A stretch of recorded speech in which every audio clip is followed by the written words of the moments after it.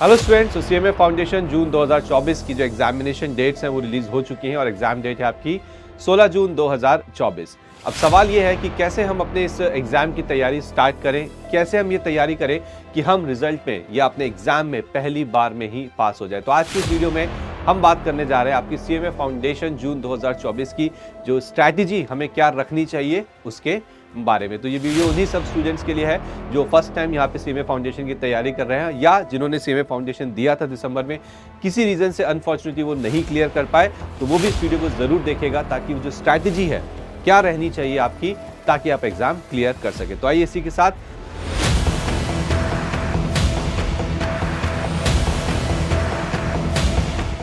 हम इस वीडियो को यहाँ पे स्टार्ट करते हैं, जिसका नाम है how to pass CMA foundation 4.5 month strategy. अब सवाल ये है कि सर 4.5 महीने कैसे? तो देखिए, ये जो स्ट्रैटेजी है ये आप अप्लाई करेंगे 1 फरवरी, ठीक है, 2024 में।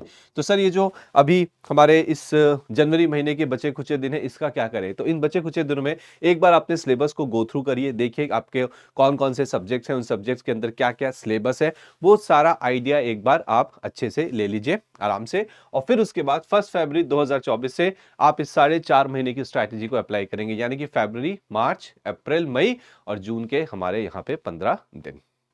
चलिए तो स्टार्ट करते हैं।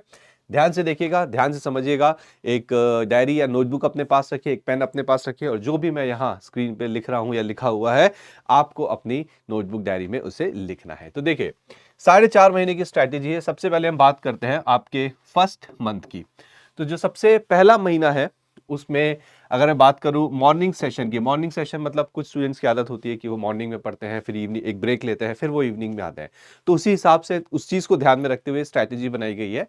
तो जो आपका मॉर्निंग सेशन होगा वहां पे आप पढ़ेंगे बिजनेस लॉ एंड कम्युनिकेशन। अब इसमें ध्यान रखना कि मॉर्निंग सेशन में आपको पूरा का पूरा बिजनेस लॉ या कम्युनिकेशन नहीं पढ़ना है, जितना मैं यहां बता रहा हूं आप उतना पढ़िएगा।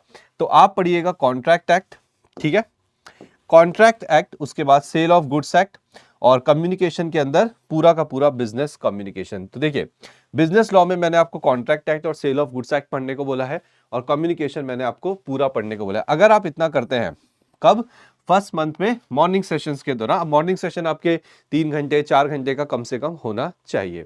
तो 30% कॉन्ट्रैक्ट एक्ट की वेटेज है, सेल ऑफ गुड्स की 20% है और इसकी 20% है। तो बहुत आराम से यहाँ पे 70% तक की कवरेज आप पहले महीने में मॉर्निंग सेशन में अपने एक सब्जेक्ट की कर लेते हैं। तो देखिए, स्मार्ट स्टडी करनी होती है, ऐसा नहीं कि पूरा पूरा पढ़ने के चक्कर में हम इंपॉर्टेंट चीजें छोड़ दें। तो जो इंपॉर्टेंट है एग्जाम पर्सपेक्टिव से, सबसे पहले आपको वो पढ़ना है। अब आगे बढ़ते हैं। चलिए, ये तो हो गया फर्स्ट मंथ के मॉर्निंग सेशन की बात कि भाई मॉर्निंग में क्या पढ़ना है। अब बात करते हैं कि इवनिंग में क्या पढ़ेंगे। तो देखो, इवनिंग में आप उठाइए आपका बिजनेस मैथमेटिक्स एंड स्टैटिस्टिक्स। अब इसमें आपको क्या करना है, आपको algebra, arithmetic, central tendency, correlation, regression and probability, जो लास्ट के 3 है ये आपके स्टैटिस्टिक्स के पार्ट्स हैं, ठीक है, और ये आपके बिजनेस मैथ्स का पार्ट है।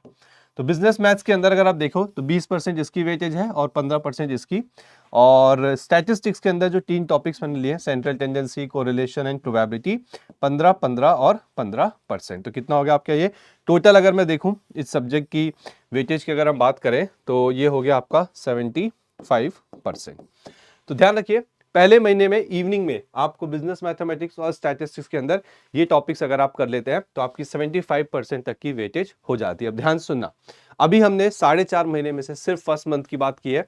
तो फर्स्ट मंथ में मॉर्निंग में बिजनेस लॉ और कम्युनिकेशन चलाइए और इवनिंग में आप बिजनेस मैथमेटिक्स और स्टैटिस्टिक्स चलाइए। अब आपको क्या करना है, ध्यान सुनिएगा। अब कुछ एक्स्ट्रा चीजें जब आप पढ़ाई करेंगे, ठीक है, तो ठीक है आप पढ़ेंगे, आपके पास अपने नोट्स होंगे, आप प्रैक्टिस भी करेंगे।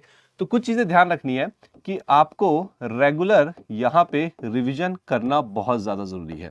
ऐसा नहीं कि आपने एक चैप्टर पढ़ लिया एक महीने में, दो मतलब पूरे एक महीने में आपने सारे चैप्टर्स पढ़ लिए जो मैंने पढ़ाए, लेकिन एक बार भी आपने उनको रिवाइज नहीं किया। तो ये गलती नहीं करनी है। जैसे जैसे आप पढ़ते जाएंगे, आपको हैबिट डालनी है, वैसे वैसे नेक्स्ट डे या एक दिन छोड़ के आप रेगुलर रिविजन भी करेंगे। उसके बाद जितने भी आपके यहाँ पे प्रैक्टिकल क्वेश्चंस हैं, खासकर आपके मैथ स्टैट्स में, तो उन प्रैक्टिकल क्वेश्चंस की आपको यहाँ पे प्रैक्टिस करनी है, ठीक है। क्या करना है आपको? प्रैक्टिस करनी है, जितना ज्यादा कर सकेंगे उतना अच्छा है। तो ये दो चीजें आपको ध्यान रखनी है, एक तो प्रैक्टिस करना है और साथ ही साथ आपको रेगुलर रिवाइज भी करना है, ये मस्ट है। चलिए अब हम चलते हैं अपने सेकेंड मंथ में। सेकेंड मंथ में आ गए। मॉर्निंग सेशन में आपको क्या पढ़ना है? बिजनेस इकोनॉमिक्स एंड मैनेजमेंट, जिसके अंदर बिजनेस इकोनॉमिक्स के basics, forms of market, money and banking, और मैनेजमेंट में फंडामेंटल्स ऑफ मैनेजमेंट पूरा का पूरा। तो अगर मैं ध्यान से देखिएगा, 15% वेटेज बेसिक्स की हो गई, फॉर्म्स ऑफ मार्केट की 20%, मनी एंड बैंकिंग की 20%, और मैनेजमेंट आपको पूरा ही पढ़ना है, इसकी है 30%। तो कुल मिला के 30 तो 50, 70 और 85% की वेटेज आप कर लेंगे। तो जितना भी इंपॉर्टेंट कंटेंट था इस सब्जेक्ट के अंदर वो यहाँ आपके सामने है। ये आपको सेकेंड महीने में मॉर्निंग सेशन में कंप्लीट करना है, और हाँ, प्रैक्टिस और रिवीजन आपको करते रहना है इसी एक महीने के मॉर्निंग सेशन में। तो अपनी प्लानिंग इसी हिसाब से करिएगा। अब हम बात करते हैं इवनिंग की, सेकेंड मंथ की इवनिंग में। तो फाइनेंशियल एंड कॉस्ट अकाउंटिंग आपका सब्जेक्ट बताए। आपने क्या करना है, जो आपका अकाउंटिंग फंडामेंटल्स चैप्टर है, सबसे पहला चैप्टर है, काफी बड़ा चैप्टर है, बहुत सारे चैप्टर्स है इसके अंदर छोटे छोटे, ये तो आपको पूरा करना है। 30% की कवरेज रखता है ये। इंटरेस्ट भी बहुत आसान है।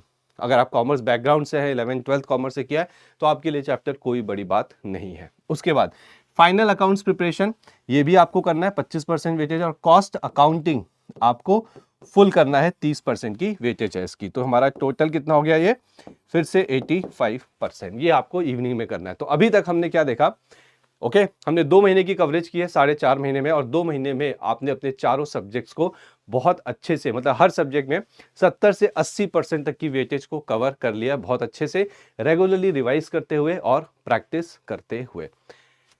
आगे बढ़ते हैं, अब ध्यान दीजिएगा। तो अब हम आते हैं आपके थर्ड मंथ में।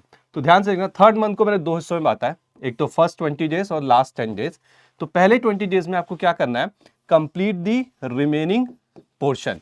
तो जो आपका बचा हुआ पोर्शन था, हर सब्जेक्ट के अंदर हम 70-80% लेके चल रहे थे, तो जो बचा हुआ पोर्शन है वो आप अपने थर्ड मंथ के फर्स्ट 20 डेज में कंप्लीट करिए, और लास्ट 10 डेज में रिवाइज दी अबव, जो भी आपने ऊपर कंप्लीट किया है, जो टॉपिक्स बचे हुए हैं उनको जल्दी से रिवाइज कर लिए। तो इस प्रकार से 3 महीने के अंदर, ठीक है, 3 मंथ्स में आपका सीएमए फाउंडेशन का पूरा syllabus with revision and practice यहाँ पे खत्म होता है।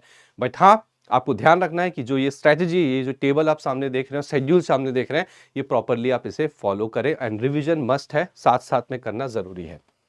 आगे बढ़ते हैं, और अब हम देखते हैं जो फोर्थ मंथ है। देखो, लास्ट का टाइम किसी भी एग्जाम में, कोई भी एग्जाम हो, चाहे वो फाउंडेशन का हो, चाहे वो इंटर लेवल, चाहे फाइनल लेवल का हो, जो लास्ट का 1 और 1.5 महीना होता है, वहां पे क्या स्ट्रैटेजी होनी चाहिए, वो बहुत ज्यादा जरूरी है। तो बहुत ध्यान से देखिएगा लास्ट 4 मंथ, और इसके बाद मैंने जो लास्ट के 15 डेज उसकी भी स्ट्रैटेजी रखी है।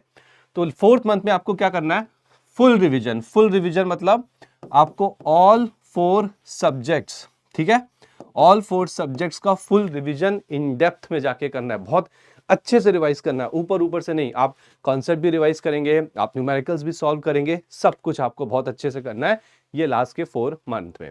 उसके बाद at least 3 mock test paper each subject, हर एक सब्जेक्ट का कम से कम आपको 3 मॉक टेस्ट पेपर देना है। अगर आप पहले अटेम्प्ट में जून 2024 में पास होना चाहते हैं तो मेरी बात मानिए कि ये जो मॉक टेस्ट पेपर है ये मस्ट होना चाहिए आपके लिए, ना कि ऑप्शन। आप 3 मॉक टेस्ट पेपर दीजिए, और जो स्ट्रैटेजी बताई गई उसे फॉलो करिए, आप बहुत अच्छे मार्क्स से यहाँ पे पास होंगे, ठीक है। और डाउट सॉल्विंग, अब जब आप पढ़ेंगे, रिवाइज करेंगे, या पहले के कुछ डाउट्स होंगे, तो फोर्थ मंथ के एंड तक वो सारे डाउट्स आपके क्लियर हो जाने चाहिए। कोई भी डाउट आप लास्ट 15 डेज में लेके नहीं आएंगे। चलिए अब बात करते हैं आपके लास्ट 15 डेज की, the most important days before the exam, जिसमें सबसे ज्यादा कंफ्यूजन होता है कि हम क्या करें। आपको क्या करना है, रिवाइज ओनली इंपॉर्टेंट चैप्टर। तो जो चैप्टर्स मैंने आपको इनिशियली बताए थे फर्स्ट मंथ सेकंड मंथ के अंदर मॉर्निंग इवनिंग में, उन चैप्टर्स को आप यहाँ पे रिवाइज करेंगे। और ऑब्वियसली यहाँ पे रिवीजन आपका बहुत इन डेप्थ नहीं होगा, थोड़ा सा क्विक रिवीजन करना है ताकि आप उसे कंप्लीट कर सके। आपको प्रैक्टिस करना है यहाँ पे डिफिकल्ट न्यूमेरिकल्स। तो जब आपने मैथमेटिक्स टेक्स्ट पढ़ा होगा, आपने अकाउंट्स कॉस्टिंग पढ़ा होगा, तो आपने कुछ वहाँ पे देखे होंगे कुछ ऐसे न्यूमेरिकल्स जो डिफिकल्ट होते हैं, तो उनको हाईलाइट करके रखिएगा, उन्हें आप यहाँ पे जरूर प्रैक्टिस करेंगे। इसके अलावा कोई टॉपिक आपको मुश्किल लगता है तो उसको भी आप यहाँ पे रिवाइज करिएगा। And practice lots and lots of MCQs. तो आखिरी के 15 दिन में जो आपकी स्ट्रैटेजी होनी चाहिए बहुत सिंपल होनी चाहिए। वो ये होनी चाहिए कि आपको पूरा रिवीजन करना है, फुल रिवीजन करना है यहाँ पे। ओके, एक क्विक रिवीजन होना चाहिए, नॉट फुल, इंपॉर्टेंट चैप्टर्स का रिवीजन। कोई डिफिकल्ट न्यूमेरिकल्स हैं वो कवर करने हैं और आपको बहुत सारे एमसीक्यूज करने हैं। चलिए, सो आई होप जो स्ट्रैटेजी मैंने आज डिस्कस की अच्छे से क्लियर हो गई है और उसे आपने अपने नोटबुक में भी लिख लिया है। अब इस स्ट्रैटेजी को अगर आप बहुत अच्छे से इंप्लीमेंट करना चाहते हैं ताकि आपका जो रिजल्ट बिल्कुल अच्छे से पॉजिटिव ही आए, तो उसके लिए मैं बताना चाहूंगा कि ग्रूमिंग एजुकेशन एकेडमी में जो सीएमए फाउंडेशन के हमारे 3 सब्जेक्ट्स हैं, math, stats, okay, accounts and costing और आपका इकोनॉमिक्स एंड मैनेजमेंट, ये तीनों सब्जेक्ट्स अब पूरी तरह से लाइव हो चुके हैं और तीनों सब्जेक्ट्स का जो लिंक है वो नीचे आपको डिस्क्रिप्शन मिलेगा जहां से आप उसे एक्सेस कर सकते हैं। अब इसके क्या फीचर्स है मैं वो आपको बताना चाहूंगा। तो हर सब्जेक्ट के जो कॉन्सेप्ट्स हैं उनके वीडियोस वहां पे आपको रिकॉर्डेड सेशंस मिलेंगे और उसके अलावा जो आपके मॉड्यूल है उसके अंदर जितने भी क्वेश्चन है, चाहे वो प्रैक्टिस क्वेश्चन हो, चाहे वो इलस्ट्रेशन हो, चाहे वो एमसीक्यूज हो, हर एक क्वेश्चन वहां पे रिकॉर्डेड वे में आपको मिलेगा। तो आप अगर इन रिकॉर्डिंग्स को देखते हैं तो एक तरह से आपका पूरा कोर्स बहुत बहुत ज्यादा अच्छे से पूरा का पूरा खत्म हो जाएगा। तो नीचे डिस्क्रिप्शन में जाइए, लिंक एक्सेस करिए और इन कोर्सेज को एक्वायर करिए और अपनी पढ़ाई को 1 फरवरी से स्टार्ट करिए, क्योंकि आपके पास 1 फरवरी के बाद बचेंगे 4.5 महीने और ये रही आपकी स्ट्रैटेजी जो मैंने आपको बता दी है। तो अच्छे से पढ़िए। All the very best. Thank you.